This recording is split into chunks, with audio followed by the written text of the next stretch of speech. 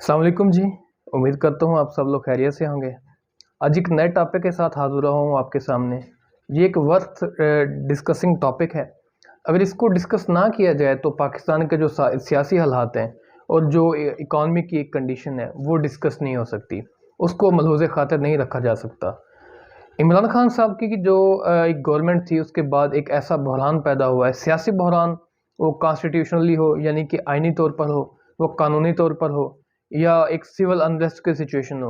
वो तो आप सब लोगों ने टीवी पर और सोशल मीडिया चैनल्स पर तो आपने ज़रूर देखी होगी। लेकिन उसके बाद एक ऐसी सूरत हाल भी पैदा हो गई है कि जिससे जो पाकिस्तान की गरीब तबका है उसको बहुत ज़्यादा इसका जो खुमियाजा है वो भुगतना पड़ेगा।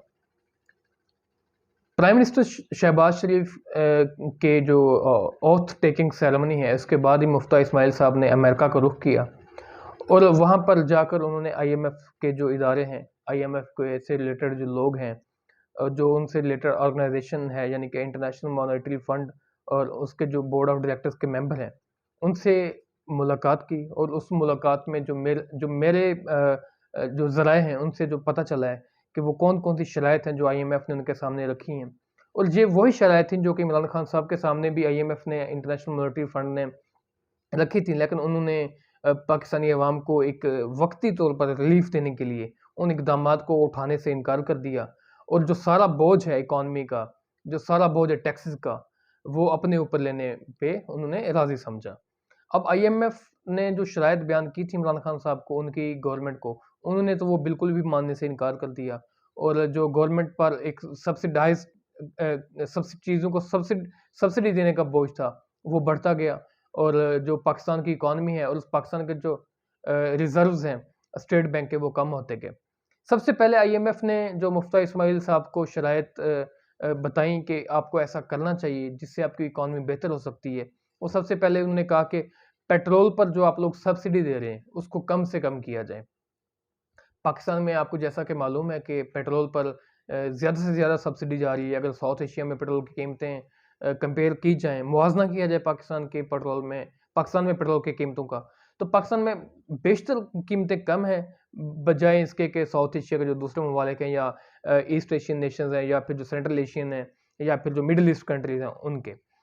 तो पेट्रोल अभी पाकिस्तान में आपको मालूम कि 152 यानी कि ₹152 पर लीटर मौजूद मिल रहा है और इस पर गवर्नमेंट जो कम से कम सब्सिडी दे रही है वो 30 से ₹35 है। यानी कि वो पर लीटर बोझ जो है हुकूमत उसको अपने सर लिया हुआ है ताकि वो आवाम को ज़्यादा से ज़्यादा रिलीफ दे सकें।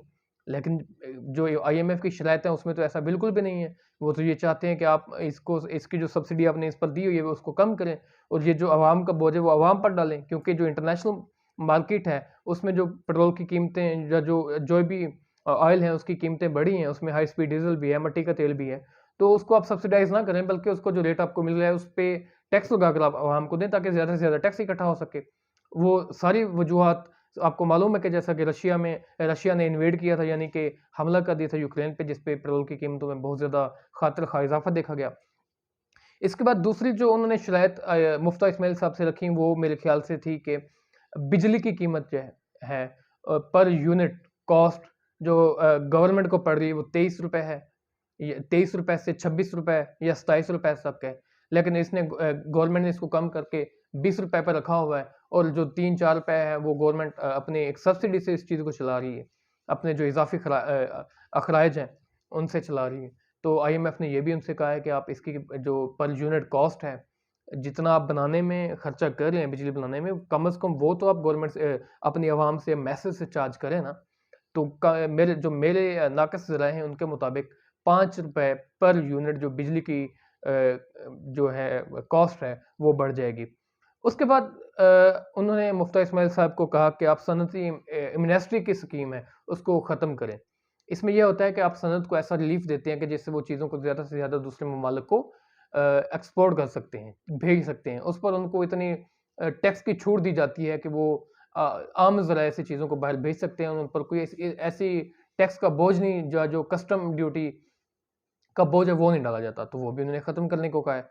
और जो चौथी शर्त उन्होंने कहा कि पर्सनल इनकम टैक्स, यानी कि अगर कोई शख़्स गवर्नमेंट मुलाज़िम है, वो अपनी तनख्वाह से इनकम टैक्स देता है या कोई भी बिज़नेसमैन है, उसकी कोई फैक्ट्री है, इंडस्ट्रियलिस्ट है, कोई दुकानदार है, कोई स्टोर कीपर है, कोई स्टोर मालिक है, तो वो अपनी इनकम पे सालाना जो मंथली इनकम टैक्स है, वो रेशियो के हिसाब से सालाना वो अपना टैक्स देता है एफबीआर को।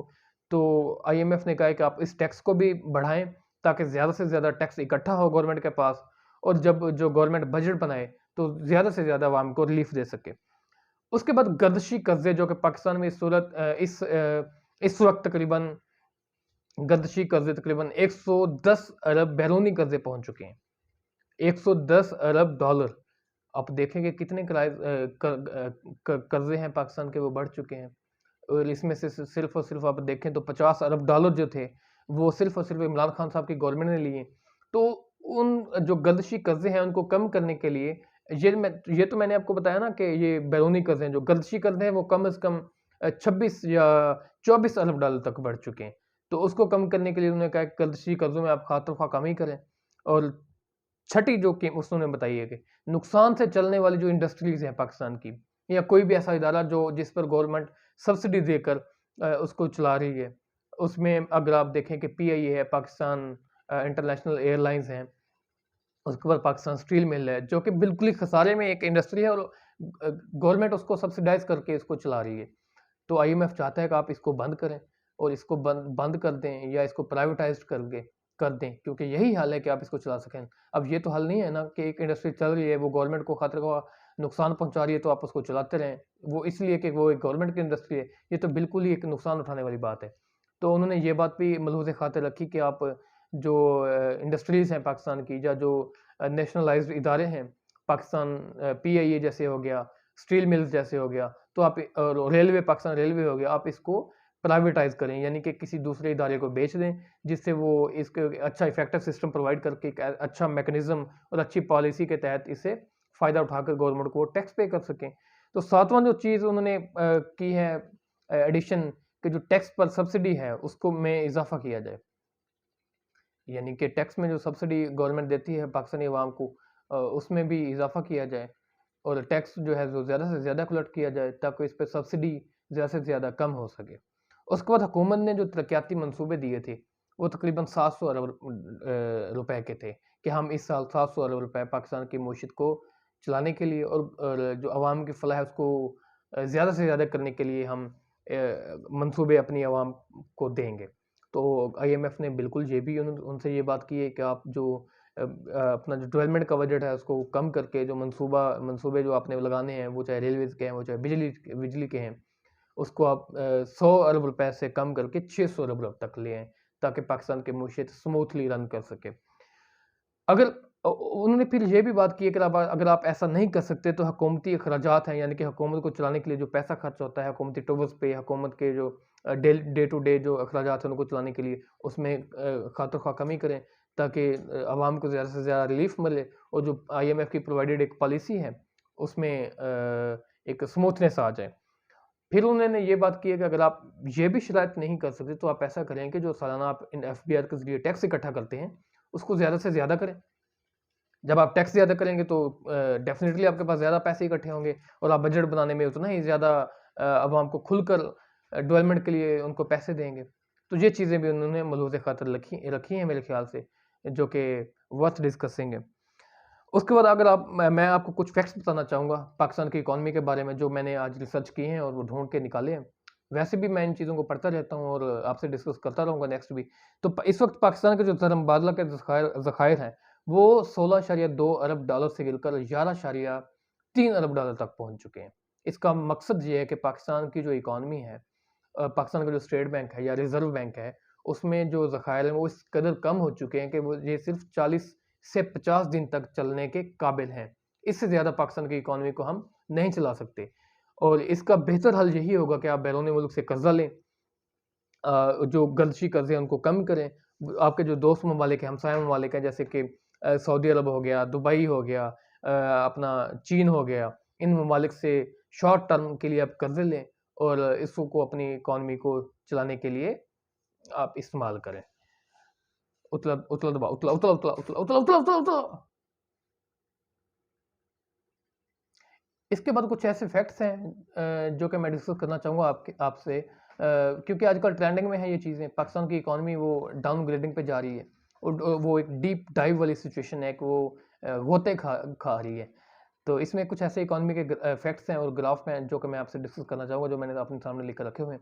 इसमें मौजूदा पाकिस्तान का बैरूनी कर्जा, जैसे कि मैंने आपसे पहले भी डिस्कस किया, वो 102 अरब डॉलर तक पहुँच चुका है। और इन 102 अरब डॉलर जो पाकिस्तान ने अभी तक IMF से कर्जा लिया है, यानी कि सारे इंस्टीट्यूशन से, ये तो IMF और के अलावा भी जो इंस्टीट्यूशन है जैसे वर्ल्ड बैंक हो गया, एशियन डेवलपमेंट बैंक हो गया, और जो अपने हमसाया दोस्त ममालिक हैं उनसे कर्जे लिए हैं। तो इसमें से सिर्फ 50 अरब डॉलर के PTI ने कर्जे लिए हैं। आप देख लेंगे किस हद तक पाकिस्तान तहरीक इंसाफ की जो गवर्नमेंट है उन्होंने कर्जे लिए हैं। इसमें कोई शक नहीं है कि उन्होंने हर कोशिश लगाई कि वो पाकिस्तान की इकॉनमी को ठीक कर सके, लेकिन वो इसमें फेल रहे। उसके बाद अगर आप करंट अकाउंट खसारा देखें तो वो भी 43 अरब डॉलर तक पहुंच चुका है। और आप इसमें बाद में ये भी देखें करंट अकाउंट खसारा क्या होता है। असल में ये वो चीज़ होती है कि पाकिस्तान कितना दूसरे ममालिक को चीज़ें भेज रहा है और कितनी मंगवा रहा है, कितने की चीज़ें भेज रहा है और कितने की मंगवा रहा है। और जिसमें जो खसारा आएगा कि पाकिस्तान, अब फॉर एग्जांपल मैं मिसाल लेता हूँ कि अभी जो पाकिस्तान दूसरे ममालिक को चीज़ें भेज रहा है वो तकरीबन वो 30 अरब डॉलर की है। 30 अरब डॉलर की चीज़ें पाकिस्तान दूसरे ममालिक को भेज रहा है, लेकिन वो जो दूसरे ममालिक से चीज़ें मंगवा रहा है वो तकरीबन 75 अरब डॉलर की हैं। अब देख लें इसमें कि 43 से 45 अरब रुपए का खसारा बनता है, और ये पाकिस्तान की बोझ, इसका पाकिस्तान की जो आवाम है इसका बोझ उठाएगी। उसके अलावा देखेंगे रवां माली साल तक IMF के मुताबिक जो तजारती खसारा है वो भी 45 अरब डॉलर तक पहुंच जाएगा, जो कि पाकिस्तान की आवाम के लिए मुश्किलात का सबब बनेगा। इसके अलावा अगर IMF ने जो रवां माली साल अफरात ज़र का जो एक अंदाज़ा लगाया है वो भी तकरीबन उन्होंने बताया कि वो 11.2 यानी कि 11.2% तक रहेगा। पाकिस्तान यहाँ तक महंगाई बर्दाश्त करेगी। इसके बाद एक और फैक्ट है जो आपसे डिस्कस करूंगा कि GDP की जो ग्रोथ है वो तकरीबन 5.6, पाकिस्तान तहरीक इंसाफ की गवर्नमेंट के मुताबिक वो इतनी ग्रोथ दे रहे थे अपने जो दौरानिया एक रूलिंग कोalition को छोड़कर गए हैं। तो जो रवां वाले साल तक वो गिरकर 4 अरब डॉलर तक हो जाएगी। उम्मीद करता हूँ आपको मेरी वीडियो पसंद ही होगी। इंशाल्लाह मैं नेक्स्ट भी इस तरह की वीडियोस लेकर आऊँगा। और खुदा हाफिज़, शुक्रिया।